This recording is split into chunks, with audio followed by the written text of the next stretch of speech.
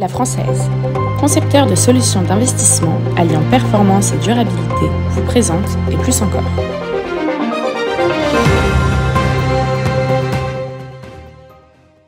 Que penser des nouvelles formules ? Est-ce un véritable progrès ou l'habillage marketing d'un constat d'échec ? Faut-il changer les choses radicalement ou les faire évoluer par petites touches ? En fait, cette question concerne tous les secteurs d'activité, y compris le vôtre. Est-ce que vous allez vous pointer demain chez un client en lui disant « Tiens, nous sommes en septembre 2023, on va donc tout changer dans votre patrimoine ».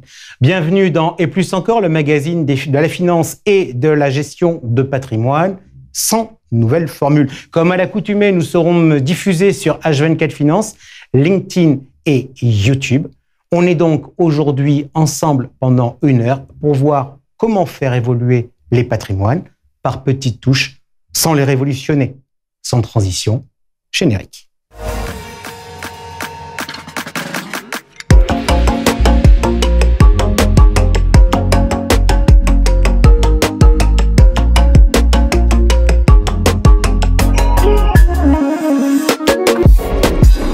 Bonjour à tous, forte connotation financière à notre émission de rentrée. Elle sera là dans quelques instants, fidèle au poste pour son point marché. C'est Nadine Trémolière de Primonial Portfolio Solutions avec qui nous regarderons ce qui s'est passé sur les marchés actions et sur les marchés taux cet été. Notre débat sera lui aussi financier avec une réunion du G3 Bourse. On les réunit 3 fois dans l'année. Là, on va essayer de se projeter sur ce qui va se passer dans les prochains mois jusqu'à la fin de l'année avec cette question. La fin d'année sera-t-elle favorable pour les marchés actions? Nous verrons si Éric Bertrand d'Ophi Investa M, Jean-Louis Delay de Crédit Mutuel Asset Management et Frédéric Leroux de Carmignac Gestion partagent les mêmes vues ou pas. Il y aura le journal décalé également de Georges Delataille qui, vu notre sommaire, a une mission, ne pas nous parler des marchés financiers. La respectera-t-il ou pas? Ce sera tout à l'heure après Nadine Trémolière et son point marché. Le point marché avec nous, comme à l'accoutumée, Nadine Trémolière. Nadine, bonjour. Bonjour Jean-François. Directeur de Primonial Portfolio Solutions. Alors, je le disais tout à l'heure, pas de nouvelles formules dans cette émission. On va quand même essayer d'innover. On va rester, comme malgré tout, par le traditionnel et le commentaire de nos tableaux. On va tout de suite regarder ce qui s'est passé sur les marchés actions avec un tableau où vous pouvez le voir, on a agrégé les performances en juillet et en août depuis notre dernière émission. On a un peu de vert, un peu de rose, etc. Mais ça ressemble quand même à un ennui quasi mortel. Alors du coup, on va regarder dans la foulée le tableau où on a dissocié le mois de juillet du mois d'août. Et là, Nadine, on ne fait pas tout à fait le même type de commentaire. Oui, tout à fait. On a un été, en fait, c'est très étonnant parce qu'il est très similaire à celui de 2022, avec un mois de juillet relativement bon. Alors, moins de volatilité qu'en juillet et août 2022, mais un mois de juillet très positif, tiré par des bons chiffres macro, par une baisse de l'inflation, tiré aussi par des bonnes publication de résultats d'entreprise. Et puis, un mois d'août, plus difficile. Déjà, on a un petit peu l'attente, vous savez, toujours pareil, de ce fameux symposium de Jackson Hole que tous les marchés regardent, hein, les banques centrales qui vont nous dire qu'est-ce qu'ils vont faire dans les prochains mois. Et puis, la remontée des taux que l'on verra par la suite et qui a un petit peu pénalisé les marchés actions. Donc voilà, donc un peu une forme, on appelle ça la forme de chapeau de gendarme. Donc, une hausse au mois de juillet et une baisse au mois d'août. Alors par la suite, on va tout de suite regarder ce qui s'est passé sur le niveau des taux d'intérêt. On a passé une grande partie de la saison à commencer par regarder le niveau des taux d'intérêt. Le constat, il est assez clair, c'est que la tendance à la hausse se poursuit. On a franchi la barre des 4% sur le 10 ans américain. Est-ce que Jackson Hole va changer la donne? Je pense qu'effectivement, c'est pas forcément Jackson Hole qui a changé la donne, mais c'était davantage le downgrade. Hein, rappelez-vous, fin juillet, Fitch décide d'enlever le fameux AAA aux États-Unis. Et ça a occasionné un bond sur les taux américains, sur le 10 ans, sur la partie longue. On était autour de globalement 3,80. On est passé tout de suite autour de 4,15, 4,20. Et fondamentalement, la partie courte n'a moins bougé. Donc, on a un phénomène de repentification de la courbe américaine. À côté de cela, les taux européens n'ont que peut bouger. Ils ont fait un petit peu, on va dire, ils suivent un peu les taux américains, donc il y a eu un peu de tension, mais ils sont relativement limités. Donc le mouvement le plus important, il s'est fait sur les taux américains. Et pour moi, c'était pas forcément Jackson Hole, c'était davantage la décision de Fitch d'enlever le AAA. Ok. Est-ce que Jackson Hole, malgré tout, lève entre guillemets les risques d'augmentation majeure des taux courts américains? J'ai pas l'impression qu'ils ont eu un changement de ton par rapport à ce qui avait été dit en juillet. C'est-à-dire, ils sont très data dépendants. Ils vont vraiment regarder les datas précisément pour savoir s'ils vont continuer. Après, il a peut-être un peu, certains considèrent qu'il a un peu rasséréné les marchés, d'autres considèrent qu'il les a un petit peu dit pas grand-chose. Mais voilà, on n'a pas une grosse décision par rapport à ce qui s'est passé l'année dernière. Ok. Allez, on va changer par rapport à ce qu'on fait d'habitude. On nous dit qu'il ne s'est pas passé finalement grand-chose, même s'il y a eu des mouvements dans le courant du mois de juillet. On va tout de suite regarder notre allocation d'actifs, donc d'un portefeuille équilibré qui progresse sur la période juillet-août. On ne va pas commenter la performance. J'aimerais qu'on essaie de comprendre la construction de portefeuille en vous posant des questions très précises. J'ai une classe d'actifs qui pèse 10%. C'est l'immobilier, principalement à travers une SCI qui est Capimo, qui affiche une performance en retrait depuis le début de l'année. Pourquoi vous mettez de l'immobilier dans une allocation d'actifs? C'est l'alternative au fonds en euros? Déjà, premièrement, on a eu la chance pendant presque 7-8 ans d'avoir des performances extrêmement calmes, extrêmement résilientes, extrêmement intéressantes. Donc, on va dire, il y avait un apport de performance dans le portefeuille qui était relativement fort. On a effectivement des performances qui sont légèrement en retrait cette année, mais n'oublions pas que premièrement, l'immobilier est quand même une classe d'actifs très décorrélante par rapport aux autres classes d'actifs. Et puis, il y a un coût d'acquisition qui est non négligeable. Donc, je veux dire, vouloir sortir, rentrer, c'est une durée d'investissement qui est quand même relativement longue. Moi, je pense qu'on peut très bien assumer dans une année où on s'aperçoit que quelque part, il y a d'autres classes d'actifs qui prennent le relais. Moi, j'ai aucun état d'âme de garder 10% d'immobilier. Je trouve que ça a joué son rôle décorrélant et ça le jouera dans le futur. Je continue avec mes questions d'allocation d'actifs et dans les spécificités des choix que vous avez faits. Le private equity, là, notamment, ça avait été mis lors du lancement de Primopact 2. Quel état des lieux vous faites aujourd'hui sur le private equity et sur cette position? Alors, l'avantage du private equity, c'est que tautologie, c'est pas coté. Et quand on va regarder quelque part le private equity, les performances du private equity par rapport aux petites valeurs qui sont quand même en grande difficulté depuis quelques mois, années, parce que effectivement, on a considéré que dans cet environnement-là, les large caps étaient peut-être plus amènes de sortir de la situation que réellement les petites caps. Ben, quelque part, le private equity a cet avantage, c'est qu'il est beaucoup plus résilient, et donc on a eu des performances relativement positives. Et quand on le compare par rapport aux petites et moyennes capitalisations, on a des performances qui sont bien meilleures. Donc pour nous, c'est un moyen de jouer des petites capitalisations sans avoir le biais que l'on connaît tous, qui est effectivement le biais des cotés et donc de la volatilité des cours. Allez, je continue mon tour d'horizon des différentes solutions, de ce qu'on pourrait mettre en allocation d'actifs. Donc, il y a les produits traditionnels. On a parlé d'immobilier, on a parlé de private equity. On n'a pas parlé structuré. Est-ce que pour vous, les produits structurés, c'est un produit d'allocation d'actifs ou est-ce que c'est un produit d'opportunité? Toujours pareil, c'est très difficile à répondre. Pour moi, avant tout, le produit structuré, c'est un produit qu'on doit mettre dans une classe d'actifs. La classe d'actifs, soit vous faites du produit structuré action, soit vous faites du produit structuré taux. Donc déjà, on pourrait très bien intégrer au sein de notre poche action une partie de structuré. Ça a l'avantage, c'est que quelque part, on a peut-être une visibilité sur les rendements à venir qui est peut-être un petit peu meilleure que, ou au moins plus claire qu'un marché action classique, avec des protections. Donc ça peut répondre en fonction des opportunités, à quelque part, une allocation d'actifs. Donc j'ai presque tendance à dire les deux, à la fois de l'allocation, à la fois de l'opportunisme. Dans les choix qui ont été faits cette année, il y a eu la montée en puissance des fonds obligataires datés à 15%. À l'époque, quand je vous avais posé la question en disant quel produit vous recommandez, vous m'aviez cité Carmignac Crédit 2027. Quel résultat? Est-ce qu'il a été un contributeur important à la performance? Oui, il est un contributeur très net. Je veux dire, le fonds est à peu près à 8% depuis le début de l'année, donc il est presque en avance par rapport à son rendement attendu, puisqu'on l'avait acheté, il valait à peu près en brut, il valait autour de 8-9%. Donc, il est un petit peu en avance. C'est un fonds qui a été plutôt très performant. Encore une fois, on a eu l'avantage d'avoir une baisse des spreads de crédit, une courbe des taux qui ne s'est pas trop pontifiée sur cette partie courte de la courbe, ou tout au moins son positionnement. Donc voilà, c'est un fonds qui donne pleinement satisfaction et que l'on garde. Je disais tout à l'heure en introduction de l'émission Est-ce qu'il faut révolutionner les patrimoines ou est-ce qu'il faut les changer par petites touches? On est en cette période de rentrée au mois de septembre.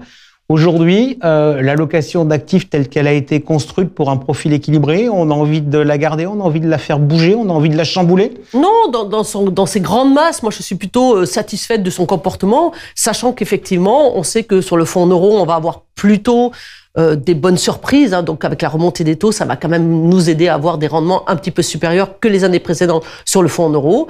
On a des marchés actions, on a des taux, on a de l'immobilier. Et encore une fois, il ne faut pas essayer en permanence d'essayer d'arbitrer sur du très court terme. On est dans un contrat d'assurance vie. On est là pour entraîner une performance, on va dire, dans la durée, avec un horizon de temps qui est un petit peu supérieur aux 6 mois. Nadine Trémolière, merci beaucoup. Tout de suite, le journal décalé de Georges Lataille. La Française, concepteur de solutions d'investissement alliant performance et durabilité, vous présente le journal décalé.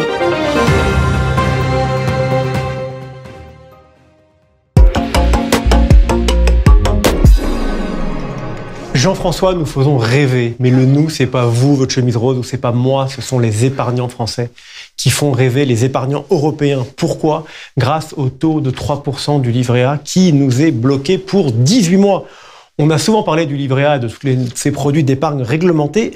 Elle n'a jamais été aussi garnie, mais est-ce que c'est une bonne nouvelle? La réponse est plutôt non. D'abord, c'est plutôt un boulet pour les banques françaises. Pourquoi?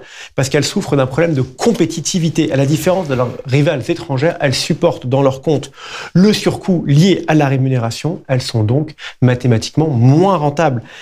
Ça génère en plus un effet d'entraînement sur le reste des livrets rémunérés qui eux aussi sont peu rémunérateurs. Après les banques, c'est aussi un problème sur les épargnants. Pourquoi? Parce que c'est une épargne très confortable, mais traître. D'abord, le taux réel du livret A est plutôt négatif quand on prend en compte l'inflation. Ce produit très populaire, en réalité, il profite surtout aux classes moyennes, voire aux clients aisés, à la fois sans risque et totalement liquide. Il est pour eux très confortable, mais il ne pousse pas du tout les Français à développer leur épargne financière, leur culture financière qui vous est si chère, Jean-François, pour investir en bourse ou souscrire à des produits plus risqués. Enfin, cerise sur le gâteau, c'est aussi un problème pour l'économie. Le livret A, il sert à quoi? Il est supposé financer, entre autres, le logement social, mais la hausse des taux renchérit le coût du financement sur lesquels les HLM doivent pouvoir compter. Les HLM coûtent donc beaucoup plus cher. Jean-François, je vous connais, vous allez réagir fortement sur une question. Est-ce que finalement, il ne faudrait pas supprimer le livret A? Non mais, que vous répondrez, Georges? Faire du benchmarking international, si ça contribue à alimenter la réflexion, c'est très utile.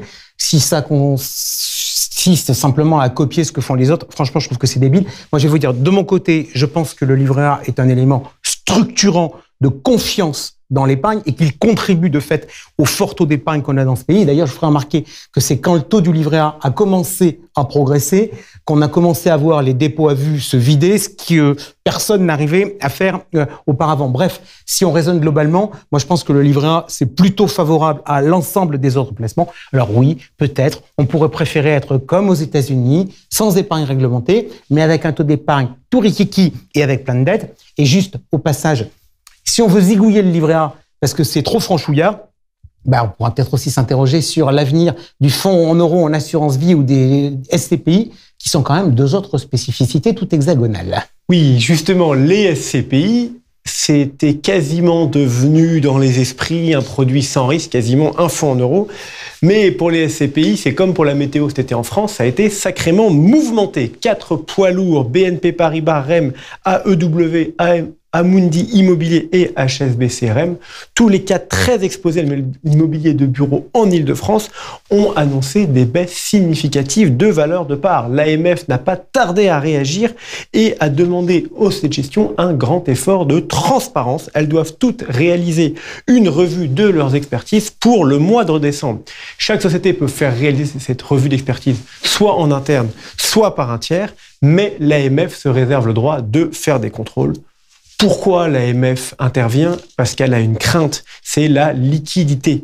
La crainte, c'est qu'il y ait un mouvement de panique avec tous les investisseurs qui voudraient céder leur part sans avoir d'acheteurs en face.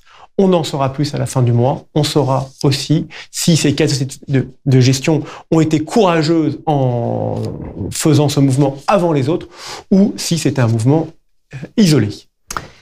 Alors, je vais vous dire sur le sujet, et je vous prends un témoin. Je suis pas mécontent de l'émission qu'on avait faite dans les plus encore au mois de juillet dernier, parce que la grande partie de ce qui se passe actuellement, on l'avait abordé dans les grandes lignes, et la porte de la baisse des prix de part avait clairement été ouverte. Alors, quitte à garder une longueur d'avance, je vais lancer une nouvelle idée. Que dire? A priori, la crise actuelle sur la SCPI, c'est surtout lié à la hausse rapide et violente des taux d'intérêt. Bref, en fait, en 2022, avec la hausse des taux, les obligations ont dérouillé. Et maintenant, c'est l'immobilier, c'est à peu près normal. La question majeure qu'il y a, c'est est-ce que derrière, il y aura une crise immobilière? Et si tel est le cas, une baisse des prix de part de 15%, ça risque de ne pas suffire à terme. D'ailleurs, j'en profite pour vous dire qu'on aura rendez-vous mardi prochain, ce sera le 12, pour parler pierre-papier avec Marc-Olivier Penin, le directeur général d'Altarea IM, dans une émission spéciale. Et moi, je ne vais pas m'arrêter malheureusement avec ce monde nuageux, avec un autre sujet, le private equity. Il y a malheureusement quelques écueils en France. Le gouvernement français, on a parlé à maintes reprises, souhaite plus que jamais réorienter une partie de l'épargne accumulée par les Français vers des actifs non cotés verts. L'objectif, il est plus que louable, faire de la France un leader de l'industrie verte, mais cette initiative peine à atteindre les résultats escomptés à cause de plusieurs obstacles. Qu'est-ce qu'on a? On a un projet de loi industrie verte qui a été approuvé par l'Assemblée nationale qui propose d'inclure des actifs non cotés dans les stratégies de gestion du fameux PER, le plan d'épargne retraite, et il envisage même d'étendre cette approche à l'assurance vie. Mais le problème, c'est que finalement, pourquoi aujourd'hui les Français vont dans les PER? Principalement pour diminuer leur imposition, donc assez loin de l'industrie verte. Autre problème dans l'assurance vie, la durée requise d'investissement n'est pas la même que la durée dans laquelle on reste dans les contrats d'assurance vie. Donc, il y a des problèmes de cohérence de durée, donc de logique des produits. Et il y a aussi un problème de transférabilité des PER entre assureurs. Les assureurs nous disent qu'ils hésitent à investir dans ces produits non cotés, car si un client transfère son capital vers un concurrent, vers un autre assureur, l'assureur initial va se retrouver avec des parts d'actifs illiquides à gérer, donc une belle galère pour lui. Private equity, donc en France, quelques écueils, et on a aussi quelques écueils aux États-Unis. On sait que c'est la majeure partie du private equity. Pourquoi? Parce qu'ils sont dans le collimateur de la SEC. La SEC s'apprête à imposer des règles très strictes dans le secteur pour protéger les investisseurs en leur demandant de faire des reportings trimestriels détaillés sur la performance, en leur interdisant de faire toutes les opérations secrètes qui offriraient à certains investisseurs des meilleures conditions et en limitant les dépenses qu'on peut répercuter aux clients. Bref, le private equity a été l'un des produits phares ces derniers mois. Il va certainement surmonter ces écueils. On verra comment. Pardon, je vais boucler sur le sujet du livret A parce que vous avez dit que le gouvernement cherche à orienter l'épargne vers les actifs non cotés verts. Alors, avec le livret A, le gouvernement, il pilote les flux d'épargne vers des actifs spécifiques. Vous aviez évoqué le logement social et d'ailleurs, la liste pourrait s'allonger, par exemple, avec le nucléaire. On voit en fait là l'approche macroéconomique que l'on a sur le financement de l'économie et autour des sujets d'épargne. Et comme j'aime bien le dire actuellement, on est clairement dans une économie de marché, mais pas avec un E accent aigu, avec AIS à la fin du nom du premier secrétaire du Parti communiste français de l'époque. Alors, moi qui suis très bottom-up, je vais être très honnête, je suis très besoin client. Or, il faut le reconnaître, entre la volonté des politiques et le besoin client, il y a parfois un monde, et ça finit toujours pareil, soit en flop commercial, soit en mis-selling d'envergure. Vous faites beaucoup d'anglicisme, Jean-François. Je vais finir avec un peu d'espoir après tant de pessimisme. Le bout du tunnel est-il sur le point d'être atteint? Est-ce qu'on est sur le plafond de l'inflation, sur la reprise des émergents? Il est trop tôt pour l'affirmer, mais grâce à l'Observatoire Norcia du deuxième trimestre 2023, nous avons quelques indications. Le choix des investissements du second semestre reste guidé par la prudence, mais des nouveaux réflexes apparaissent dans la construction des portefeuilles. Et si je vous donne quelques chiffres, en assurance vie, c'est le retour du fonds en euros qui est poussé par des craintes de récession. Il gagne 11% par rapport au premier trimestre pour composer désormais 42% de la collecte. Sur la partie unité de compte, les actions restent très basses, autour de 8%. Les supports immobiliers ont été divisés par 2 pour atteindre 22%. 22%. Et ils sont remplacés par quoi? Ils sont remplacés par des obligataires et structurés en forte hausse à 20 et 25%. Cette tendance, elle se confirme aussi sur les arbitrages, donc dans la nouvelle collecte et sur les arbitrages.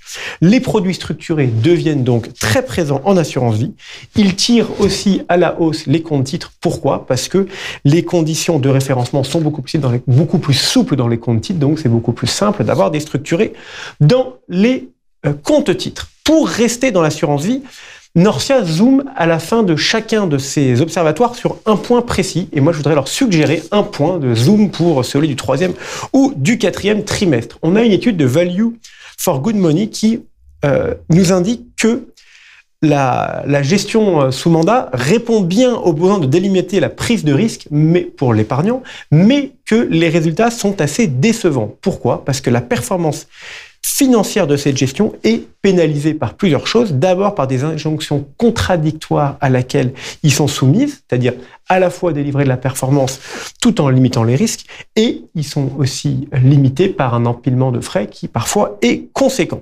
La gestion profilée de nature prudente, modérée ou équilibrée apparaissent donc peu convaincantes sur le moyen long terme. Ça serait donc intéressant d'avoir une analyse plus large et de se dire gestion pilotée, bonne ou mauvaise idée. En tout cas, ça correspond à une logique d'industrialisation. La vraie question qu'on pourrait se poser, c'est est-ce que le client de CGP va avoir face à lui un industriel ou est-ce qu'il va avoir un artisan? Bon, en tout cas, merci Georges pour toutes ces informations. On continue tout de suite notre émission pendant les 45 prochaines minutes environ. On va s'intéresser au marché financier avec une nouvelle réunion du G3 Bourse. Allez, tout de suite, le G3 Bourse avec la configuration qu'on avait en janvier, configuration qui va nous permettre de savoir comment va se passer la fin d'année sur les marchés financiers. Avec nous donc le directeur de la gestion d'Ophi Invest Asset Management, Éric Bertrand. Éric, bonjour. Bonjour. Avec nous également le directeur des gestions diversifiées, épargne salariale et opportunités de Crédit Mutuel Asset Management, Jean-Louis Delay. Bonjour. Bonjour à toutes, bonjour à tous, bonne rentrée à tout le monde. Et avec nous également le responsable de l'équipe Cross Asset de Carmignac, Frédéric Leroux. Bonjour. Bonjour Jean-François.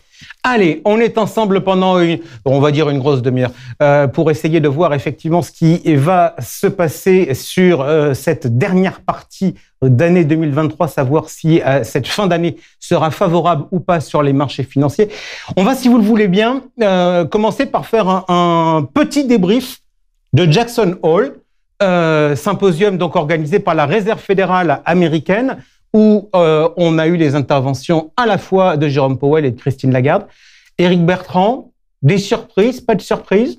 Non, le plan se déroule sans accroc sur le chemin de crête. Comme dirait un héros d'une série des années 80, j'adore qu'un plan se déroule sans accroc. Pour l'instant, ce qu'il faut noter, il réaffirme le combat contre l'inflation. Vous ne pouvez pas dire autre chose. Ce qui change vraiment par rapport à il y a un an, si on se souvient de la précédente classe verte à Jackson Hole, il y a moins d'urgence, ça se sent. Ils ont fait le travail depuis. On a eu beaucoup de hausses de taux, faut pas se leurrer.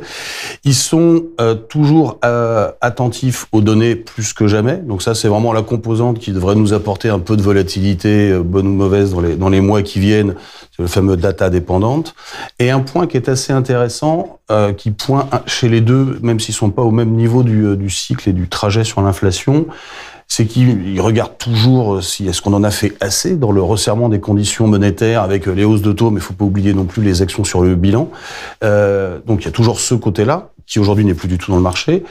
Et ils sont aussi conscients que, je le rappelle souvent, mais la politique monétaire, avant le Covid, dans l'ancien monde, ça mettait 12 à 18 mois à se transmettre à l'économie. Là, on a été très très vite. Il peut y avoir des phénomènes d'accumulation, notamment en impact croissance, qui sont pas forcément tout à fait mesurés, et ça commence à poindre dans le discours. Donc des banques centrales qui déroulent ce qu'elles ont annoncé, qui sont de plus en plus visibles dans l'anticipation à hauteur des datas qu'on va avoir. Et donc, la réaction des marchés, d'ailleurs, s'y est pas spécialement trompée, un événement en ligne avec ce qu'on pouvait attendre. Jean-Louis Delay, question. Éric vient de nous dire, bon, il annonce des messages sur l'inflation sans grande surprise, etc. Il est banquier central, il peut pas dire n'importe quoi. Est-ce que malgré tout, il n'y a pas des petites choses? Éric nous disait, bon, une politique monétaire, pour que ça se déploie dans l'économie, ça met entre 12 et 18 mois. Si elle est tellement vite Est-ce qu'il ne faut pas qu'il se calme un peu, quoi qu'il arrive, pour voir véritablement les effets de ce qu'il a fait? Moi, j'ai senti des choses sur le marché du travail. Où il dit, il y a quand même des choses qui nous paraissent un peu bizarres. C'est que d'habitude, quand les taux montent, quand on a des offres d'emploi, le chômage augmente. Or, le chômage n'augmente pas vraiment aux États-Unis. Donc, vous l'avez lu comment, Jérôme Powell? Alors, c'est vrai qu'il y a ce point-là qui a été évoqué, mais bon, depuis, on a eu justement des statistiques de l'emploi aux États-Unis qui vont quand même dans le sens d'un début d'accalmie, en tous les cas, sur le front de l'emploi aux États-Unis. Donc, finalement, l'impact, on commence à l'avoir, même si le taux de chômage reste extrêmement bas aux États-Unis à ce stade. Et puis, c'est vrai qu'on n'a pas beaucoup parlé de la taille du bilan, mais ça, c'est aussi un point à prendre en compte. Taille du bilan de la Réserve fédérale américaine, taille du bilan de la BCE qui sont en train de se réduire. Alors, il y avait eu l'épisode SVB dans lequel on avait re-augmenté la taille du bilan pour soulager le système financier américain, mais aujourd'hui, la taille du bilan est en train de se réduire. Et je pense que c'est un facteur de volatilité sur les taux d'intérêt à long terme qui n'est pas forcément effectivement tout à fait pris en compte par les marchés, puisqu'on parle beaucoup du niveau des taux, on parle moins de la taille du bilan. Mais ça, c'est un point important. Frédéric Leroux, est-ce Jérôme Powell a besoin d'une récession pour calmer, je dirais, le tour de vis monétaire? C'est vraisemblable. En tout cas, c'est vraiment la vision de notre économiste chez nous. Moi, je pense que Jackson Hole a surtout validé le fait que les taux resteront aussi hauts que possible, probablement pas plus haut, et aussi longtemps que possible, justement, pour arriver à un moment ou à un autre à quelque chose qui ressemble à une récession. On a eu vraiment cette confirmation-là. Je pense que la Fed n'a pas envie d'aller beaucoup plus loin que ce qu'elle a fait là. 17 mois, 500 points de base. Effectivement, s'il y a un temps de latence avant les effets sur l'économie, il risque d'arriver à un moment donné où on l'attend plus. Donc il y a une certaine prudence à avoir là-dessus, c'est évident. Voilà, mais c'est une confirmation de ce qu'on avait tous. Oui.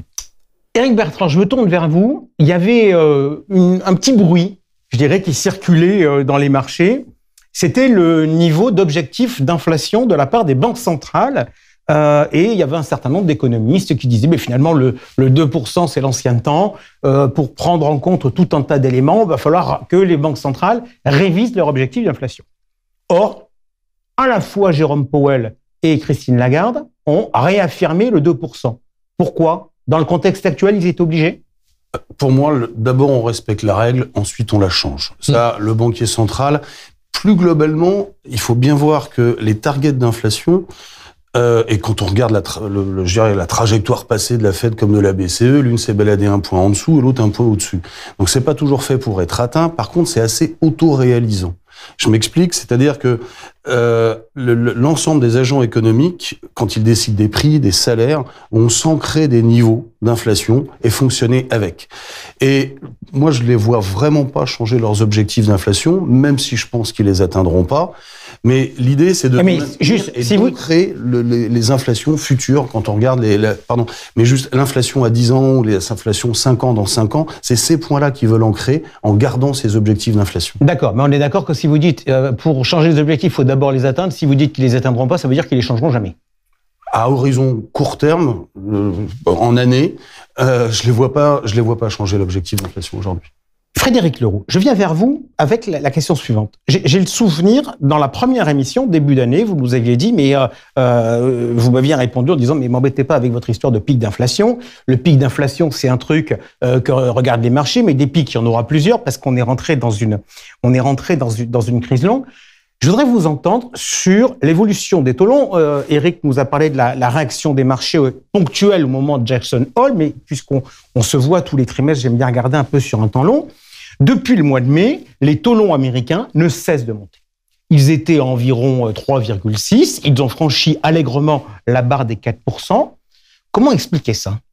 Alors, ce qui est intéressant, c'est de regarder ce qui se passait entre les taux longs et l'inflation dans la dernière grande période d'inflation, 1965-1980. Et ce dont on s'aperçoit, je pense que c'est très, très intéressant pour ce qui est en train de se développer, c'est que les taux étaient toujours en avance sur l'inflation à la hausse. Les taux se mettaient à monter avant que l'inflation ne monte. Et par contre, à la baisse, l'inflation baissait avant les taux. Autrement dit, les taux passaient plus de temps à monter que l'inflation passait du temps à monter pendant toute cette période d'inflation. C'est exactement ce qu'on a vu là. L'inflation baisse depuis un an. Et par contre, les taux ont peut-être fait un haut au mois d'août et vont seulement commencer à accompagner à la baisse l'inflation. C'est pas anormal dans un contexte d'inflation. J'ai même envie de dire que c'est une validation du fait que structurellement, on est dans un environnement inflationniste. Puisque dans les phases désinflationnistes 1980-2020, ce dont on s'aperçoit, c'est que les taux mènent l'inflation. Or là, c'est plus le cas. Donc on revient dans une période d'inflation, on a une forme de validation par ce comportement relatif. Vous parlez de ce qui a le lead. Aujourd'hui, c'est les banques centrales qui ont le lead ou c'est l'inflation ? Oh, c'est l'inflation. J'aime à dire depuis 2 ans et demi que ce ne sont plus les banquiers centraux qui décident du niveau des taux, c'est bien l'inflation qui le fait. Et la désinflation. Voilà. Donc, ils ont, à mon avis, beaucoup moins le lead qui pensent encore l'avoir. Et on l'a très bien vu au début de cette période d'inflation, en 2021, où ils ont mis plus d'1 an à comprendre ce qui se passait. Éric Bertrand. Je rajouterais aux propos que je partage qui viennent d'être évoqués, c'est que dans la période mai-août, il faut bien, si on se revient justement il y a un trimestre ou 2, les marchés anticipaient que la Fed allait remonter ses taux très vite, donc ça l'a fait, mais que derrière, ça allait induire un ralentissement d'une telle force qu'elle allait rebaisser ses taux dès le 4e trimestre 2023. Hein. Là, on devait commencer à avoir des baisses de taux si on se reprojette en mars. Qu'est-ce qui s'est passé de mai à août ? C'est que les marchés ont compris que l'ami Powell, je vais monter mes taux et je vais rester le temps qu'il faudra, et globalement personne n'en sait vraiment rien, à commencer par lui-même, en territoire très restrictif, justement, pour juguler cette inflation. Et alors c'est concomitant, parce qu'effectivement, c'est cette inquiétude sur l'inflation qui a provoqué ça, mais on a des anticipations de mouvements de la Fed qui ont enlevé toute baisse de taux sur 2023 et qui ont enlevé à peu près la moitié des hausses sur 2024. Aujourd'hui, il n'y a plus que 3 à 4 baisses de taux sur 2024 et encore sur la deuxième partie de l'année. Et c'est ce repricing de l'action de la Fed face à la réaction de l'inflation qui a également poussé les taux longs. Et ces taux longs vont se balader entre qu'est-ce que j'attends de l'inflation, donc de la réaction de la Fed, et donc où est-ce que je vais me positionner. Jean-Louis Delay, dans les raisons de la remontée des taux longs, donc et Éric vient de nous en donner plusieurs, moi je voudrais vous entendre sur 2 sujets, et qui quelque part sont peut-être un peu le même. Vous nous avez expliqué tout à l'heure l'évolution des banques centrales sur les politiques monétaires, avec le resserrement de la taille des bilans. On voit que de manière concomitante, les politiques budgétaires deviennent assez accommodantes pour remettre de l'argent dans le circuit. On sait que la dette américaine a été dégradée. Est-ce que les marchés, quelque part, repricent un risque crédit sur les États? Et est-ce que les marchés disent aux États, attention les gars, on va quand même être très vigilants sur vos politiques budgétaires et que si vous avez envie de faire des déficits à tour de bras, ben nous, en contrepartie, on demandera des rémunérations plus élevées.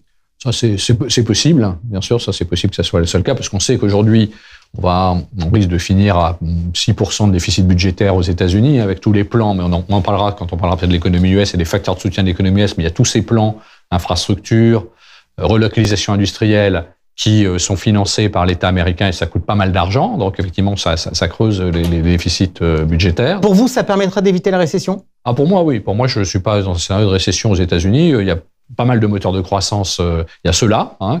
Il suffit de parler au patron de CRH, on les a vu récemment, qui fait des masses de construction aux États-Unis.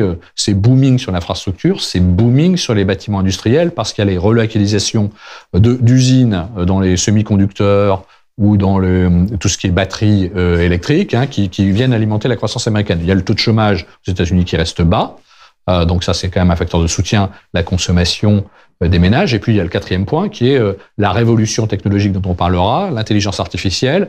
Il y a des data centers, des grands providers de cloud, Amazon, Microsoft et puis Google par exemple. Il va falloir upgrader tous ces data centers. Il va y avoir des capex très importants à déployer dans les trimestres années qui viennent. Donc tout ça, c'est un facteur de soutien de l'économie américaine. Et moi, on n'est pas dans une récession pour les États-Unis. C'est pas non plus extraordinaire parce qu'en face de ça, il y a des bémols qui sont les étudiants, les pré-étudiants qui vont devoir commencer à être remboursés. Donc ça, c'est un facteur de. Et puis le fait aussi que l'excès d'épargne qui avait été accumulé au moment du Covid commence aussi à arriver à son terme. Donc voilà. Donc mais globalement, le schéma, en synthèse, ça reste quand même plutôt positif. Ok. Il y a eu un impact de la dégradation de la note américaine? Alors, il y a eu peut-être un impact de la dégradation de la note américaine. Je pense pas que grand monde soit inquiet sur le fait de détenir de la dette américaine. Nous, on en achète encore, d'ailleurs, quand on arrive sur des pointes. Hein, on pense que c'est quand même plutôt des bons points d'entrée pour l'année prochaine.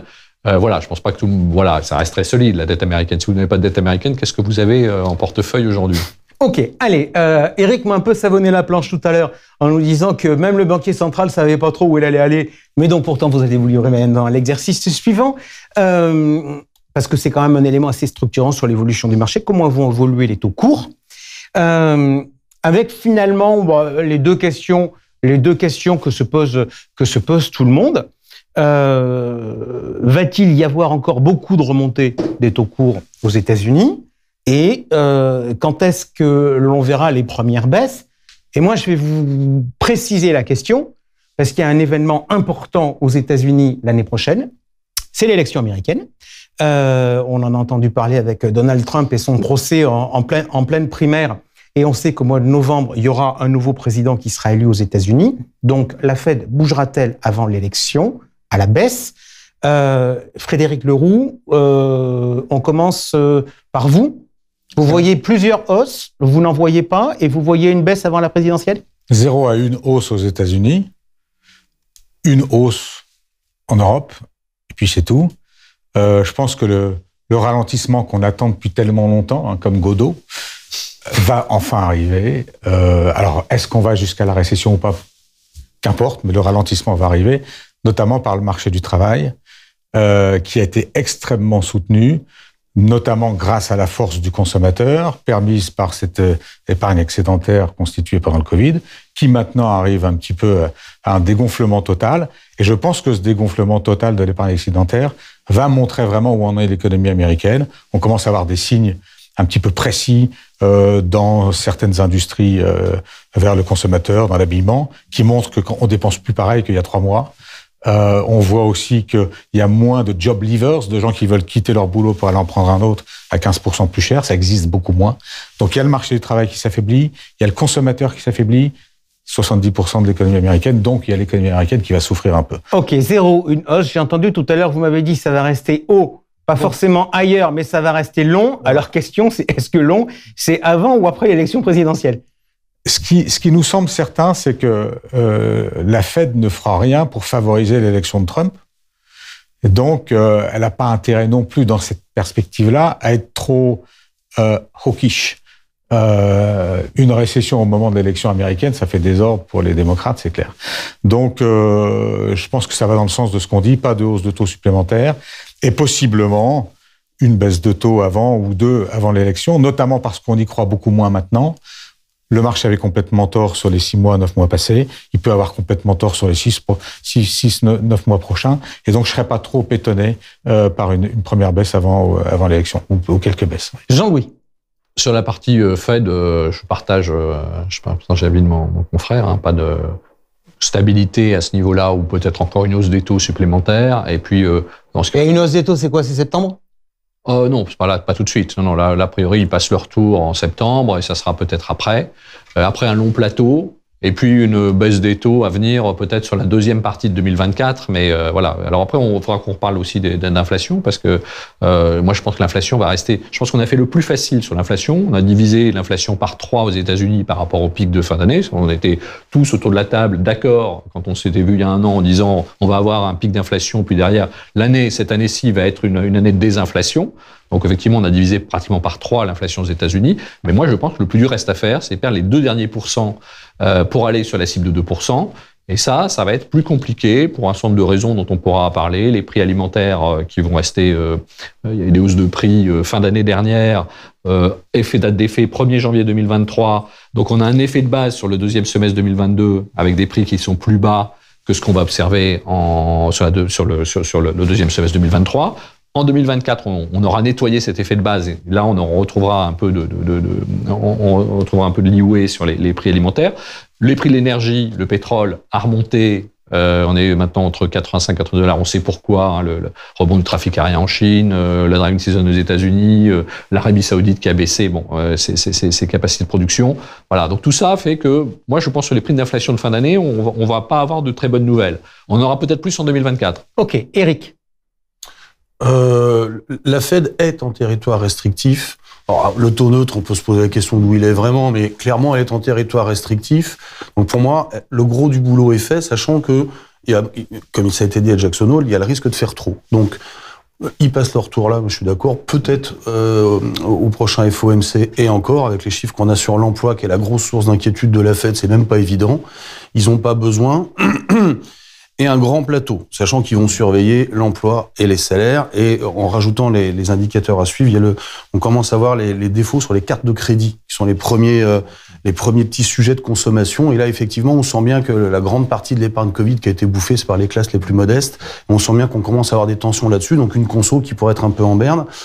Ça va pas les gêner, ils vont rester longtemps et... Alors longtemps, je vous repose ma question monomaniaque. Le monomaniaque avant ou pas la présidentielle. J'y arrivais. Pour moi, le prochain mouvement de la Fed, c'est pas d'accompagner une récession, mais c'est de revenir à une forme de neutralité monétaire. Alors, personne sait très bien où c'est, mais je serais pas surpris d'avoir sur le S2 2024, pré-post-été, mais trois baisses de taux, qui accompagne un ralentissement de l'économie américaine. Je ne parle pas de profonde récession, mais 2 trimestres autour de 0, dans ce contexte-là, et donc avant les élections présidentielles. Ok, allez, on passe tout de suite aux actions. Ça fait 19 minutes qu'on est ensemble. Donc parce que les taux, c'est quand même le gros driver actuellement des marchés, donc c'est pour ça qu'on y a passé pas mal de temps. Jean-Louis, on va commencer avec vous. Pourquoi, je disais, un environnement quand même de hausse des taux long? Et pourtant, les actions ont bien résisté. Pourquoi? Alors, d'une part, parce que l'été s'est bien passé sur les publications de résultats. Hein. Les résultats ont été révisés en hausse aux États-Unis, de 1% sur 2023 et de 1% aussi sur 2024. Donc aujourd'hui, on est sur une croissance des BPA, alors qui va être assez modérée cette année, de l'ordre de 2% aux États-Unis, mais 12% en 2024. Parce qu'il y a ça aujourd'hui dans le consensus. Et en Europe, pareil, on a révisé en hausse de 2% cette année 2023 et on attend une hausse de 6% l'année prochaine des BPA sur l'Eurostock 50 avec une valo qui est à 11 fois et demi le PE sur l'Eurostock 50, donc une valo assez raisonnable, avec même compte tenu des taux longs qui ont monté. Aux États-Unis, on est sur un peu 19 fois forward aujourd'hui, mais il faut distinguer deux baskets. Hein. Le basket, nous on fait un basket IA. Hein, alors IA, donc là ça se paye plutôt 28 fois aujourd'hui. C'est une quarantaine de valeurs du SPI 500. Ça se paye 28 fois le PE, mais très forte croissance à venir dans les prochaines années. Une nouvelle thématique là qui va se développer fortement. Et puis ce qui est ex-IA, ça se paye 17 fois aujourd'hui, 17 fois et demi le PE, et le SPI 500 lutte à 19. Bon voilà. Bon, nous ça nous semble une valorisation correcte, avec un peu de potentiel supplémentaire. Ok. Est-ce que d'un point de vue microéconomique, Frédéric Leroux, il y a un peu de nettoyage utile, je dirais, avec la remontée des taux longs, parce que quand on avait des taux à zéro, on nous disait mais il y a plein d'entreprises zombies, autrement dit qui gagnent pas d'argent, qui devraient pas survivre parce que si l'argent coûtait quelque chose. On voit qu'il y a des groupes non pas zombies mais qui existent bien, mais qui sont largement surendettés, qui sont aujourd'hui en grande difficulté. Est-ce que finalement ce changement de donne en termes de financement ne nettoie pas un peu l'économie? Pas vite en tout cas, puisque dans la valorisation des crédits corporate, on voit clairement des taux de défaut implicites supérieurs à ce qu'on observe pour l'instant. Or, on est tous un peu dans l'idée d'une baisse des taux longs qui va au moins accompagner un petit peu la poursuite de la désinflation, dans un contexte où il n'y aura pas d'accident majeur sur la croissance. Donc, je ne pense pas que dans les trimestres qui viennent, on voit un ajustement violent chez les zombies. Hein, je crois que c'est pas encore le moment. Ok, allez, on attaque. On vient de parler des actions. L'objectif, c'était de savoir si la fin d'année serait favorable. Nous sommes au mois de septembre. D'ici la fin de l'année, il y a un mois, c'est celui d'octobre, qui boursièrement rappelle pas toujours de bons souvenirs. Je voudrais donc qu'on regarde un peu un certain nombre de facteurs de risque. Je vais me tourner vers vous, Éric Bertrand, pour revenir sur le sujet de l'inflation. Parce que l'inflation, c'est un sujet dont on parle en Europe, c'est un sujet dont on parle aux États-Unis, et la Chine fait bande à part, puisque là-bas, on parle de désinflation, voire même de déflation. Est-ce qu'il faut aujourd'hui s'inquiéter de la situation chinoise ? Il faut la surveiller de près. Parce que on a deux gros moteurs, tout autour il y a un troisième moteur qui est celui par lequel les nouvelles arrivent et repartent d'ailleurs. C'est assez important. La Chine, il y a eu un vrai tournant, c'est qu'on est dans un capitalisme débridé à la sauce Parti communiste chinois qui marche très très bien, jusqu'au moment où les autorités engendrent des entreprises extrêmement puissantes, à l'image de ce qu'on a aux États-Unis, mais qui sont plus dans un soft power américain parce qu'ils se parlent, comme les Google, les Apple, les Amazon ou les Nvidia.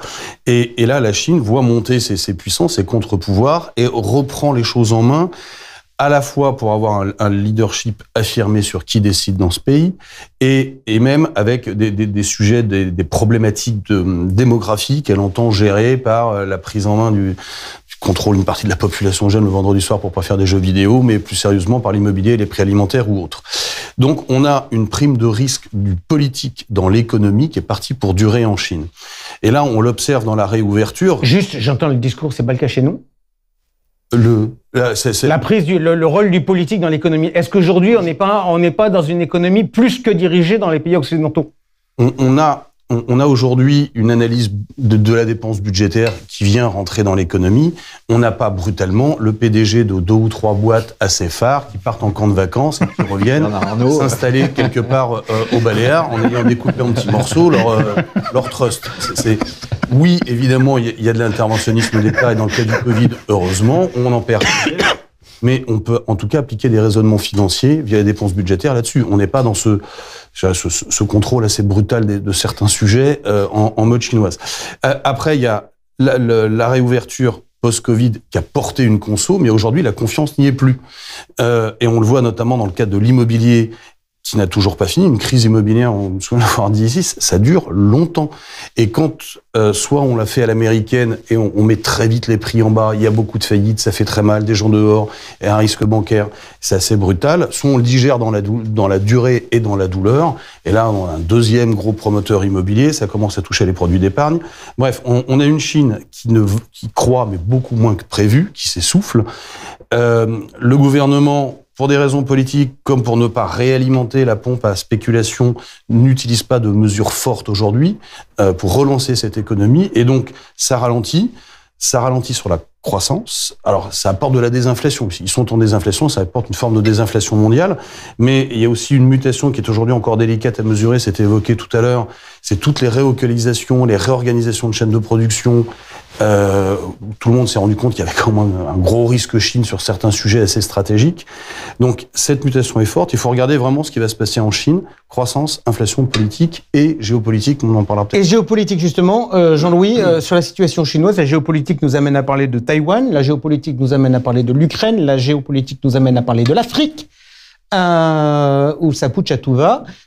Est-ce qu'il y a un risque géopolitique sur les marchés ? Alors, géopolitique, il y en a toujours un de présent. Après, la probabilité que ça arrive est plus ou moins forte en fonction des événements. Bon, c'est vrai que l'invasion de l'Ukraine, ça s'est matérialisé. Ce qui est sûr, c'est quand, par exemple, sur le modèle allemand, ils doivent se réinventer. On voit l'Allemagne aujourd'hui, qui importait une énergie pas chère provenant de la Russie pour fabriquer des biens industriels et manufacturiers ou de l'auto qui étaient exportés vers la Chine. On voit bien que ce modèle-là, il est quand même mis à mal. Donc là, il y a quand même un débat en Allemagne. Comment est-ce qu'on envisageait la suite compte tenu de ce qui se passe d'un point de vue géopolitique, où ils sont vraiment... il y avait une connexion forte avec la Russie sur la partie énergie, puis après des exportations vers la Chine, avec lesquelles aujourd'hui, quand même, le monde occidental est quand même plus mal à l'aise. Donc effectivement, il faut quand même surveiller ça. Moi, je vois pas un risque majeur sur Taïwan arriver rapidement, parce que je pense que les Chinois, comme ça a été dit, ont quand même beaucoup d'autres choses à gérer aujourd'hui que de se mettre dans un bourbier avec Taïwan. Je pense qu'il y a d'autres sujets, le chômage des jeunes, l'immobilier, etc. Ils ont déjà beaucoup de sujets à piloter. Ok. Frédéric Leroux, je ne vais pas vous interroger sur la Chine, je vais vous interroger sur... J'aurais tant aimé. Allez-y. Non, rapide alors. Mais ça n'empêche pas de poser la deuxième question après. La Chine, c'est passionnant parce que, il y a un an, on se disait, oh là là, la Chine est-elle encore investissable ? C'était le creux du marché. Le lendemain du jour où on s'est tous posé la question, il a démarré un rallye en 3 mois de 60%. Depuis, on s'effrite, on revient vers des niveaux relativement bas. Et on se dit, mais qu'est-ce qu'ils sont en train de faire, ces Chinois ? Quand est-ce qu'ils nous font ce plan de relance ? Il va venir, on estime nous qu'il va venir avant la fin de l'année, ça sera quelque chose de global. Ils vont laisser le marché immobilier continuer de s'assainir puisqu'on continue de produire trop par rapport à la demande malgré ce qui se passe aujourd'hui. On va avoir un plan de relance classique, infrastructure, s'ils ne savent pas faire d'autre chose. D'ailleurs, aider le consommateur, c'est laisser aux pays développés parce que c'est franchement pas bien d'aider la consommation, il faut aider l'investissement. D'où les pressions déflationnistes chinoises. À force de créer de la capacité de production, on crée de la déflation. Alors c'est intéressant parce que je pense qu'on va avoir la Chine qui repart un peu en croissance au moment où nous, on va avoir les effets d'un ralentissement plus visible. Et ça explique aussi ce qu'on commence déjà à voir sur les marchés, c'est que on est dans un contexte où on s'attend tous à un ralentissement, on devrait voir une énorme surperformance des valeurs de croissance, des valeurs défensives, et on devrait voir des catastrophes sur l'énergie, sur les métaux, etc. Et c'est pas du tout le cas. Donc je pense que les marchés se positionnent déjà sur un réveil chinois qui fera que malgré le ralentissement occidental, on aura des secteurs qui devraient souffrir, qui vont au contraire bien se comporter. Donc tenir compte de ça dans la construction d'un portefeuille pour l'année qui vient. Ok, on y viendra dans quelques instants, mais je reste dans les sujets de risque. Je voudrais qu'on s'arrête 2 secondes sur le risque immobilier. Georges Delataille en parlait tout à l'heure lors du journal décalé. On voit les valeurs de part de SCPI qui commencent à décrocher dans l'Hexagone. L'immobilier, c'est important sur 2 points. Un, c'est important dans la croissance économique, dans le PIB avec la construction. Et puis 2, c'est important parce que c'est un actif qui est leveragé, donc avec du crédit, dont la dévalorisation peut poser un certain nombre de problèmes. Et on a vu nombre de crises économiques ou financières qui venaient de l'immobilier, qui venaient du crédit immobilier. Est-ce que pour vous, aujourd'hui, le risque sur cette partie-là, il est important ou pas? Si on pense à l'Europe, on parle des banques en fait, pour une bonne part en tout cas, on a une solidité qui a été vraiment démontrée, notamment à l'occasion de la mini-crise bancaire américaine. Nos ratios prudentiels font que le système est solide. On gagne moins d'argent avec les banques, mais au moins quand on a un souci potentiel, on voit qu'il est à peu près tenu. Donc j'ai pas envie je crois pas qu'à ce stade en tout cas, l'immobilier... Ok, donc la réponse c'est non. Jean-Louis, votre sentiment, à la fois sur le risque immobilier, sur le risque bancaire? Alors, le risque immobilier, on voit bien que la valeur là, des biens immobiliers en France, en Allemagne, etc. Aux États-Unis, ça tient plutôt pas mal d'ailleurs, on va en revenir, mais bon, est en train de baisser un peu. Ceci dit, quand on parle aux grands patrons effectivement qui fabriquent des bâtiments de construction, ils vous disent qu'il manque 5 millions de logements aux États-Unis aujourd'hui. Il manque des logements, on construit pas. Alors, cette année, on va construire très peu en Allemagne. Qu'ils aillent en Chine. Aujourd'hui, on a un problème. La demande est là. Il y a beaucoup de gens qui souhaitent se loger, acheter leur logement, etc. Bon, il y a un problème de solvabilité parce que les conditions de prêt, on le sait, ont beaucoup monté, mais la demande, elle est là. L'offre en face, elle est en train de se réduire puisque les promoteurs, on parle de moins 30, moins 40% de construction cette année en France. Aux États-Unis, ça va peut-être entre moins 10 et moins 15 au moins. Mais il y a donc un déficit. C'est pas, la Chine, c'est l'inverse. La Chine, on a peut-être trop construit. Et en face, on n'a pas la demande. Donc ça, c'est embêtant. C'est ce qui était passé en Espagne en 2006-2007, où on avait surconstruit. Il y avait pas construisait 800 000 logements en Espagne. C'était plus que la France et l'Allemagne réunies à ce moment-là. Et on sait bien que la population espagnole est moins nombreuse. Bon. Mais je pense que dès que les taux commenceront à rebaisser, alors c'est pas tout de suite, comme on l'a dit, les taux longs commenceront à rebaisser en Europe ou aux États-Unis. Il faudra se précipiter probablement sur l'immobilier. On aura un problème, on va avoir une pénurie, on est en train d'organiser une pénurie. Éric Bertrand, sur le risque bancaire. La dernière fois que vous étiez venu, c'était en janvier. Depuis, on a eu les banques américaines, on a eu Crédit Suisse. Là, on a le superviseur européen qui a demandé aux banques de donner leur ratio de liquidité de manière beaucoup plus rapide qu'auparavant, avec une plus grande surveillance. Est-ce qu'il faut s'inquiéter sur le secteur? Non. Je reviens 2 secondes sur l'immobilier, parce que ça participe de notre non-inquiétude sur le secteur. Juste sur l'immobilier, un immobilier, ça se price comme une obligue, avec un peu d'indexation, inflation. On a pris 400 points de taux. Tous les actifs avec un pricing utilisant les taux d'intérêt ont retrouvé ça dans les prix. Pour moi, avoir une baisse de 15-20%, c'est un ajustement de rentabilité et de financement de la matière. On n'est pas dans une crise immobilière parce que on n'a pas d'effet d'offre-demande disproportionné comme dans les précédentes crises. On a beaucoup moins de leviers. Et j'en arrive aux banques. Je fais un petit rétropédalage. Aujourd'hui, les banques sont beaucoup plus prudentes, sont beaucoup moins leveragées par rapport à ce qu'on a pu connaître. Les stress tests sont assez rassurants et à la différence des banques régionales américaines qui ont foutu le feu en mars, elles sont toutes régulées jusqu'à la dernière avec une BCE qui regarde ce qui se passe. Je rappelle que tout ce qui s'est fait péter le caisson outre-Atlantique, c'est parce que Trump avait remonté sur le total bilan à 200 ou 250 milliards, la non-surveillance de la part de la Fed et de la SEC. Donc c'est là où ça a pété. Donc moi, je n'ai pas d'inquiétude aujourd'hui fondamentale sur le bancaire qui a même, quand on regarde dans les résultats, un coût du risque qui baisse. Ça, c'est un tout petit peu contre-intuitif, dans la mesure où on a quand même une croissance atone en Europe et que c'est pas vraiment en train de redémarrer très fort. Ok, parfait. Allez, 33 minutes. On dépote. Alors maintenant, puisque le titre de l'émission c'était vers une fin d'année favorable, on va faire un petit jeu. Donc je vais vous demander des réponses en un mot.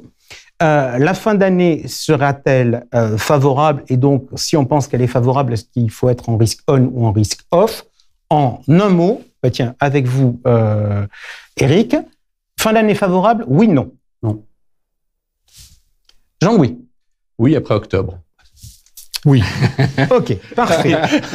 C'est de la triche. Deuxième question, et après on rentre dans le détail. Si on doit mettre du risque, est-ce qu'on met plutôt du risque action ou est-ce qu'on met plutôt du risque taux? Eric, vous m'avez répondu non pour favorable, mais le risque à privilégier aujourd'hui, c'est lequel? Nous, on est sur du crédit depuis longtemps, on est payé pour l'être. Et tant qu'on n'a pas le petit éternuement qu'on pourra avoir d'ici la fin de l'année, on ne retourne pas tout de suite. Ok. Jean-Louis, la réponse était oui, mais après octobre. Plutôt action ou plutôt taux? Les deux. Ok. Frédéric, votre réponse était oui, la fin d'année sera favorable, de manière enthousiaste. Plutôt action ou plutôt taux? Plutôt les deux, en n'oubliant pas d'aller regarder un petit peu ailleurs que dans l'univers développé de l'Ouest. Ok, parfait. Vos choix sur les taux. Eric, j'ai entendu le crédit. Oui, alors depuis la Saint-Valentin, on est prudent un peu sur les actions en particulier européennes et on a remplacé ça par du high yield, avec l'idée que les boîtes sont très résilientes et surtout qu'on est payé pour attendre, ce qui n'est pas forcément le cas sur les actions. Les actions, globalement, on regardait l'Eurostoxx, c'était au même niveau que le 14 février, il y a 3 jours. On n'a pas tellement envie, on n'est pas inquiet au global sur le marché, et le marché achètera à la fin du resserrement monétaire, mais on va dans un ralentissement, une fin d'année de la vol, il y a quelques zones d'accumulation. Donc nous, on est plutôt crédit euro et high yield, plutôt le haut du high yield, avec l'effet de compensation qui est assez intéressant que je mentionne. Je sais que je prends du temps, mais quand ça va aller mal, les spreads vont s'écarter, les taux vont rebaisser. Et donc, ça fait qu'au global, la somme des deux bouge pas tant que ça, et donc on continue d'avoir son carry. Donc aujourd'hui, crédit, et si les marchés actions ont le bon goût de réaliser que ça ralentit et que c'est peut-être pas aussi vert que prévu, à ce moment-là, de se repositionner sur les actions le moment venu quand elles vont baisser un peu. Frédéric Leroux, je me tourne vers vous. On parle du crédit, on parle du high yield. J'ai entendu tout à l'heure, vous nous avez dit, mais là maintenant, on va de toute manière digérer vous nous avez dit qu'il y avait un effet de retard des taux par rapport à la baisse de l'inflation. Donc, quelque part, vous nous prédisiez une baisse des taux longs. Est-ce que cette baisse est suffisamment importante pour rendre les souverains intéressants? La baisse, pour l'instant, elle n'est pas très très importante, d'où elle sera très importante demain. Non, je pense que là, on vient de 4,36, on a refait un nouveau plus haut dans le cycle sur les taux 10 ans américains. Je crois qu'il y a un vrai potentiel à horizon quelques mois vers les 3,50, pour pas être trop extrême pour une fois. Et cela dit, l'extrémisme me va pas si mal.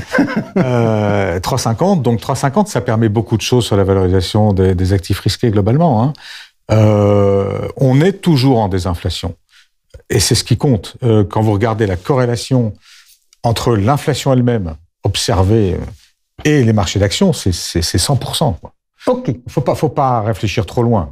Et les actions, là, seront poussées dans cette nouvelle vague par une baisse des taux qui, enfin, va accompagner la baisse de l'inflation. Jean-Louis Delay, plutôt souverain, plutôt crédit? Alors, nous, on est plutôt aussi corporate investment grade zone euro. Hein, on trouve qu'il y a beaucoup de valeur là-dessus. On aime bien aussi racheter de la dette américaine quand on fait les pointes là vers 4,30, parce qu'effectivement, je pense que là aussi, il y a de la valeur là-dessus. Et puis, les convertibles aussi peuvent être intéressantes, puisque nous, on est positif sur les deux classes d'actifs, à la fois les actions et les taux. Les convertibles, actif hybride, hein, on profite à la fois de la baisse des taux longs et puis éventuellement de la partie optionnelle liée à l'option ou call sur les corporate. Juste en complément, il y a un point qui est important sur les souverains qu'on a oublié, c'est que avec les niveaux atteints, 2,5, 3 et 4, Allemagne, France, US, on retrouve des niveaux où les taux peuvent rebaisser en cas de choc non prévu. Et ça, c'est-à-dire que le coussin obligataire des portefeuilles diversifiés qui a coûté si mal en 22 et qui avait un peu disparu, si demain on a un Taïwan ou un truc totalement imprévisible, on a largement de la marge à la baisse. Ça redevient une vraie classe d'actifs. Mais donc, ça veut dire qu'il faut reconsidérer le souverain en tant que tel. Allez, je reste avec vous. Vous nous avez dit que sur les actions, vous y étiez plutôt sous-pondéré depuis déjà un certain temps, que vous aviez fait le choix de lever le pied sur l'Europe au profit de high yield. Ça veut dire que vos choix sur les actions, c'est plutôt les marchés américains ? Alors, le marché américain, on n'a pas vu la fin de l'IA à partir de mai. Je pense qu'effectivement, l'IA va continuer de porter, mais c'est quand même les US qui devraient un peu plus ralentir de notre point de vue, et notamment sur les aspects conso, donc sous-pondérés sur les deux zones. Aujourd'hui, en attendant de les acheter moins cher, on n'est pas à l'aube de la bear market de notre point de vue, on n'a pas envie de rentrer tout de suite dedans. Jean-Louis Delay, sur les actions ? Alors nous, aujourd'hui, on est plutôt neutre déjà sur les actions européennes, américaines, et un peu surpondéré sur les émergentes, en espérant le rebond, le fameux plan de relance chinois. Mais on se dit que, vous savez, il y a ce fameux shutdown potentiel fin septembre, où doivent se mettre d'accord sur un budget entre les démocrates, les républicains. Ça peut peut-être, parce qu'ils ont quand même du mal à s'entendre, ça peut peut-être créer un peu de volatilité au mois de septembre, sur la fin du mois, si effectivement on n'arrive pas sur cet accord. Ça peut provoquer un bon point d'entrée pour un rallye de fin d'année, parce que on va se projeter après sur les BPA 2024. On est à la rentrée, donc 2023 c'est fini, et les BPA 2024 aujourd'hui ils sont supérieurs à ceux de 2023, et on a des valorisations qui sont raisonnables. Et puis il y a surtout l'aspect dividende qu'il faut pas oublier. On a quand même des marchés qui rapportent sur les actions 3,5% qu'on retrouve en 2024. Donc on va retrouver de l'upside. Et donc, on mettrait à profit une volatilité peut-être au mois de septembre pour mettre un peu plus d'actions dans nos portefeuilles, même si sur chercher des points d'entrée. De mémoire, la dernière fois, vous m'aviez dit, avant notre stratégie, c'était décréter quand ça montait, maintenant c'est de profiter des points d'entrée quand ça baisse. C'est effectivement d'aller chercher les points d'entrée quand ça baisse, oui, effectivement. Frédéric Leroux, sur les actions, vous m'en avez déjà dit un peu quelques mots, puisque d'après ce que j'ai compris de ce que vous m'avez expliqué, votre scénario, ça reste quand même une baisse des taux. Vous nous avez dit tout à l'heure que c'était favorable à la fois aux valeurs défensives et à la fois aux valeurs de croissance. Vous me confirmez. Et puis, question, Jean-Louis vient de parler des émergents. C'est une zone historiquement que Carmignac aime bien et suit. Comment ils vont s'en sortir dans l'environnement actuel ? Dans l'environnement actuel, ils vont profiter d'une baisse des taux américains, ça c'est certain. Je pense que la Chine va quand même changer la donne et permettre à l'ensemble de l'univers émergent de s'en tirer beaucoup mieux, au moins sur une période de quelques trimestres. Est-ce que ça vaut le coup pour autant d'anticiper avec beaucoup de conviction les grandes décisions que l'on attend aujourd'hui des dirigeants politiques chinois? Peut-être pas. On aura le temps, je pense, dès l'instant où on verra les choses arriver, de nous y mettre. Par contre, il faut, c'est un petit peu ce que j'ai dit tout à l'heure, il faut pas avoir peur aujourd'hui de diversifier. Il y a un marché qui est superbe, qu'on a assez bien vu, mais qu'on a peu osé investir dans des proportions suffisantes, c'est le Japon, qui continue à avoir, je pense, une dynamique haussière tout à fait intéressante. C'est le seul pays où, quand on parle d'inflation, on a le sourire presque, parce que on a cherché pendant 40 ans. On voit quand même sur les politiques salariales des débuts de différenciation. Donc, on voit poindre une redynamisation du travailleur japonais avec toute la capacité créative qu'il a, comme on l'a pu le voir au moment du sommet des marchés à la fin des années 80. Il y a un très beau marché, il y a plein de M&A qui arrivent, de fusions-acquisitions qui arrivent, il y a des dividendes encore plus qu'aux États-Unis, des boîtes qui se rachètent leurs actions à un rythme incroyable. Il y a tout ça. Et il y a une productivité, une compétitivité surtout qui est tellement gigantesque que le Japon va devoir rapatrier des tas de productions qu'il a confiées à d'autres. Il y a un dynamisme de l'investissement de la conso qui va arriver, qui est extraordinaire. Ok, la carte diversification, donc pour Frédéric Leroux, c'est le Japon. Dernier petit tour de piste très rapide. Matières premières. Alors, sur les matières premières, on est raisonnablement constructif avec effectivement l'idée que la Chine pourrait redémarrer. Bon, le pétrole, c'est déjà fait, mais voilà. Après, sur l'or, on aime bien en avoir toujours un peu en diversification de portefeuille. Alors, évidemment, il faut surveiller les taux réels. Globalement, ce qu'on a dit sur les actions, il faudrait aussi que les taux réels, alors les taux réels, on fait comme une pointe en août, on est allé à 2% sur les taux réels américains. L'idée, c'est tout ça, les taux réels vont être un point clé à surveiller pour avoir des marchés d'actions plus favorables sur la fin de l'année. Et si les taux réels rebaissent, ça sera aussi favorable à l'or. Frédéric Leroux, hors matières premières. Oui, beau potentiel, je pense notamment avec le retour de la Chine, mais pas seulement. on va vite se rendre compte qu'on n'a pas assez investi dans les énergies fossiles pendant trop longtemps, que donc il va falloir qu'on retourne sur ces secteurs dans les mesures du possible et en fonction de nos contraintes. Sur le cuivre, si on veut vraiment électrifier le monde, on sait qu'il en manque. Et que c'est très difficile aujourd'hui d'ajouter des capacités de production. Donc, ce qui existe doit se valoriser beaucoup plus.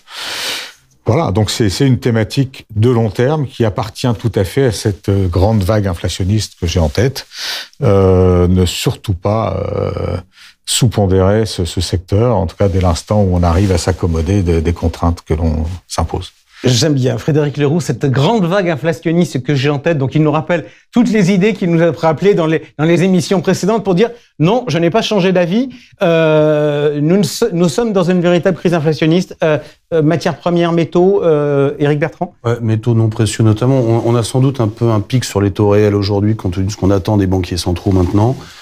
Donc ça, c'est plutôt positif. Il y a une demande industrielle, et notamment dans un redémarrage chinois, qui peut être forte, et surtout, comme ça a été évoqué, la transition énergétique sur un certain nombre de métaux, c'est parti pour peser pendant un certain nombre d'années quand on voit le rapport déficit offre-demande.